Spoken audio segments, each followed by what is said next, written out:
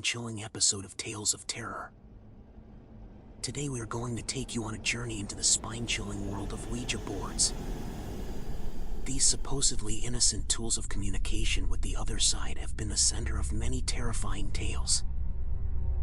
Today, I bring you 5 bone-chilling horror stories that will make you think twice before dabbling with the occult.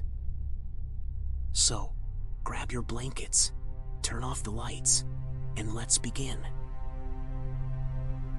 Our first story takes us to a small town where a young woman named Emily. She had recently moved to a quaint, old house in a small town. Little did she know that this seemingly innocent abode held a dark secret. One day, while exploring the attic, Emily stumbled upon an ancient Ouija board hidden beneath a dusty old trunk. Intrigued by the possibilities of communicating with spirits, she decided to gather a group of her closest friends for a late-night session. The room was dimly lit, and an eerie silence filled the air as Emily and her friends huddled around the Ouija board. They placed their trembling fingers on the planchette, their anticipation mingled with a touch of fear. With shaky breaths, they asked, "Is there anyone here?" To their surprise, the planchette began to move slowly across the board, spelling out answers. They believed they were in contact with a benevolent spirit, seeking solace or guidance from beyond. But they were gravely mistaken. As the session progressed, the room grew colder, and an ominous presence seemed to materialize. Whispers echoed through the house, like distant cries of the forgotten. Shadows danced along the walls, and the air became heavy with a sense of malevolence. Suddenly, objects began to fly across the room with an unseen force. Books tumbled off shelves, chairs toppled over, and mirrors shattered into 1,000 pieces. Panic gripped Emily's friends, and in a desperate frenzy, they scrambled to flee the house. But as they made their way to the front door, it slammed shut with a resounding thud, sealing their fate. Emily, frozen in fear, was left alone to face the wrath of the vengeful spirit they had unknowingly awakened. The room grew eerily quiet, except for the soft sound of Emily's trembling breaths. She could feel a chilling presence enveloping her, whispering in her ear, and a malevolent force pulling at her soul. Desperate and terrified, she reached out to grab the planchette and attempted to close the connection. But it was too late. The room erupted in a storm of poltergeist activity, as if the very walls were alive with anger and torment.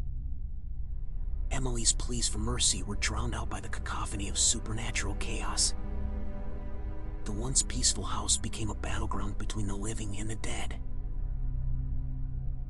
When morning dawned, the silence returned, and Emily's lifeless body was found amidst the destruction. It was a tragic end to an ill-fated encounter with the Ouija board, a grim reminder that some doors should never be opened. And so, the house remained forever haunted, a place where the spirits of the restless sought retribution against those who dared to meddle with forces beyond their comprehension. Remember, dear listeners, be cautious when dealing with the supernatural, for the consequences can be far more terrifying than you can ever imagine.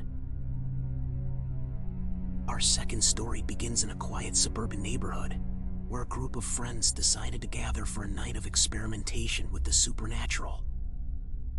Their curiosity led them to explore the enigmatic world of Ouija boards, firmly believing that the tales of possession and spirits were nothing more than folklore. Little did they know that their skepticism would soon be shattered. They chose a dimly lit room, setting the stage for their encounter with the other side. Excitement mingled with trepidation as they placed their fingers on the planchette, their skepticism fading away with each passing moment. With a mix of nervousness and anticipation, they posed their first question: "Is there anyone here?" planchette moved slowly across the board, spelling out responses that sent shivers down their spines. It seemed as though they had indeed made contact with an unseen entity. But instead of heeding the warnings and disengaging, they pressed on, their skepticism now replaced with a dangerous curiosity. As the session continued, the atmosphere in the room grew heavy, and an unnerving presence began to permeate their surroundings. But the friends dismissed it as mere coincidence, convincing themselves that it was all part of an elaborate hoax. Little did they know that a malevolent entity had seized the opportunity to latch onto their session, its dark intentions growing stronger with each passing moment. Soon, strange occurrences began to plague each member of the group, leaving them questioning their own sanity. Nightmares haunted their sleep, vivid and terrifying visions that seemed to blur the line between dream and reality. Unexplained scratches and bruises appeared on their bodies, as if unseen hands were reaching out from the shadows. Whispers echoed in their ears, sinister voices that mocked and taunted them when they were alone. Slowly, the friends realized that something far more sinister was at play. Their once unshakable skepticism crumbled as they found themselves trapped in a web of supernatural torment. Each passing day brought them closer to the brink of their own destruction. As their possession intensified, their personalities warped and twisted, their souls becoming vessels for the malevolent spirit they had unwittingly summoned. Friend turned against friend, consumed by a darkness that threatened to devour them entirely. Desperate for salvation, they sought the help of paranormal experts, hoping to sever the connection they had foolishly forged. But the battle against the relentless entity proved to be a daunting task, with no guarantee of success. Their very lives hung in the balance as they fought against an adversary from the realm of nightmares. Some succumbed to the possession, their minds and bodies forever lost to the abyss of the supernatural. Others managed to break free, scarred and haunted by the memories of their harrowing ordeal.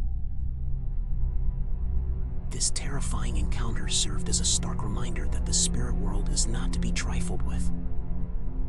Skepticism turned into a haunting lesson, forever etching the consequences of meddling with forces beyond moral comprehension. And so, dear listeners, be wary of your disbelief, for in the darkness, something sinister may be waiting to claim your soul. Deep within the heart of a dense and foreboding forest stood a cabin, long abandoned and forgotten. It was a place where whispers of tragedy and the supernatural echoed through the trees.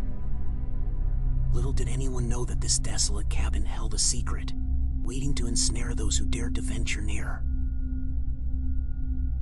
A family seeking solace from the bustling city life stumbled upon this cabin, drawn to its rustic charm and the promise of a tranquil retreat. Unbeknownst to them, hidden beneath the floorboards lay an ancient Ouija board, left behind by someone long gone. Ignorant of the danger that lurked within, the children discovered the board and their curiosity got the better of them. One fateful night, as the moon cast an eerie glow through the cabin's windows, the children decided to dabble in the mystic arts. They gathered around the Ouija board, their innocent faces filled with excitement, unaware of the grave consequences their actions would unleash. As their small hands touched the planchette, a tremor ran through the air. The board came alive, responding to their queries, spelling out cryptic messages from beyond the grave. The children were captivated, believing they were in contact with friendly spirits eager to communicate. But little did they know that the Ouija board was a portal, a gateway to a dimension they couldn't comprehend. With each question asked, the connection grew stronger, the spirits of the cabin seizing the opportunity to cross over into the realm of the living. Days turned into weeks, and the family reveled in their newfound serenity. However, an eerie change gradually took hold. Strange happenings became commonplace. Objects moved on their own. Whispers filled the air even when no one was speaking, and a haunting chill permeated every corner of the cabin. One night, as the family sat down for dinner, the children vanished into thin air, as if they were plucked away by an unseen hand. Panic and anguish gripped their parents' hearts as they searched frantically, but no trace of their beloved children could be found. Filled with desperation, the parents sought the help of paranormal experts who revealed the horrifying truth. The Ouija board, once touched by their children's innocent hands, had served as a portal, a vortex that had sucked the children into another dimension, forever trapping them in a spectral limbo. Heartbroken, the parents were left to grieve their loss, haunted by the anguished cries of their children echoing through the forest. The desolate cabin became a place of sorrow, a reminder that some gateways should never be opened, and some secrets should remain buried. To this day, the sound of children's laughter can sometimes be heard within the woods, a cruel reminder of the family torn apart by their innocent curiosity. The Ouija board, forever hidden beneath the floorboards, serves as a chilling monument to the vanishing, a cautionary tale to those who dare to seek what lies beyond the boundaries of our world. Remember, dear listeners, there are dimensions we cannot comprehend, and venturing too far into the unknown can lead to irreversible consequences. Our fourth tale takes place in the depths of the city. Amidst the hustle and bustle, there lived a man named Jonathan, an avid collector of all things paranormal and macabre. His home resembled a museum of haunted artifacts, each item carefully curated to satisfy his insatiable curiosity. But it was an antique Ouija board that caught his attention and forever altered the course of his life. One fateful day, Jonathan stumbled upon the Ouija board at an estate sale, where the air was thick with whispers of its dark history. Ignoring the warnings of the seller, who spoke of a curse that accompanied the board, Jonathan's desire for the mysterious overruled any sense of caution. With a gleam in his eye, he added the board to his ever-growing collection. As the Ouija board found its place among Jonathan's macabre treasures, his once tranquil home descended into a realm of terror and despair. Shadows danced in the corners of his vision, and the air grew thick with a palpable sense of malevolence. Strange occurrences plagued his daily life, as if unseen entities reveled in tormenting their new master. Late at night, the whispers of long-departed souls filled the rooms, their voices a cacophony of anguish and rage. Jonathan's dreams turned into nightmares, each night a new chapter in his descent into darkness. Ghostly apparitions haunted his waking hours, their hollow gazes fixed upon him with an unrelenting intensity. No longer could Jonathan find solace within the walls of his once beloved collection. The haunted artifacts he had amassed now became his tormentors, their presence a constant reminder of his ill-fated encounter with the cursed Ouija board. The line between the living and the dead blurred as the spirits he had sought to possess him in return. Jonathan's once vibrant spirit withered under the weight of the curse. Tormented by unseen forces, he descended into madness, the boundaries of his own mind crumbling with each passing day. The world around him twisted and distorted, his own reflection becoming a grotesque reminder of his spiritual imprisonment. In a desperate bid for redemption, Jonathan sought the counsel of spiritual experts and mediums, desperate to sever the ties that bound him to the cursed board. But the curse, fueled by his insatiable curiosity, proved relentless. It had claimed him, body and soul, forever trapping him in a perpetual cycle of torment and anguish. Jonathan's once grand collection became his eternal prison, a testament to the consequences of his insatiable desire for the occult. His story serves as a haunting reminder that some objects are imbued with a darkness that can consume even the most intrepid seekers of the supernatural. And so, dear listeners, let Jonathan's fate serve as a chilling cautionary tale. Be mindful of the objects you invite into your life, for the spirits they carry may never truly release their grip. Our fifth and final tale is set in a secluded and weathered mansion on the outskirts of town. A group of friends gathered on a stormy night. They sought an otherworldly experience, a connection with the spirits that lingered beyond the veil of the living. They lit candles, arranged a circle of chairs, and prepared for a seance unlike any other. Among them was Sarah, a young woman with an insatiable curiosity for the supernatural. She had spent countless hours studying the occult, hoping to communicate with the dead. With the guidance of an experienced medium, they embarked on their quest to pierce the boundary between realms. As the seance began, the group held hands, their hearts pounding with anticipation. Sarah closed her eyes, her voice trembling as she invoked the spirits to reveal themselves. The atmosphere grew heavy, and a profound silence settled over the room as they waited for a response from the beyond. Suddenly, a chill filled the air, and a sense of foreboding swept through the room. The medium's face contorted in fear, realizing that something had gone terribly wrong. The spirits they had invoked were not the benevolent entities they had anticipated, but something far more sinister and malevolent. A surge of dark energy surged through Sarah, as if an invisible force was trying to invade her very being. Panic gripped the group as they realized they had inadvertently unleashed a malevolent entity into their midst. The once innocent seance had turned into a nightmarish battle for survival. Objects flew across the room, propelled by an unseen force. The air crackled with malicious energy as the entity toyed with their fears. Sarah's body contorted, her voice twisted into an inhuman growl as the malevolent spirit seized control. The line between the living and the dead blurred, and the group's desperate pleas for help went unanswered.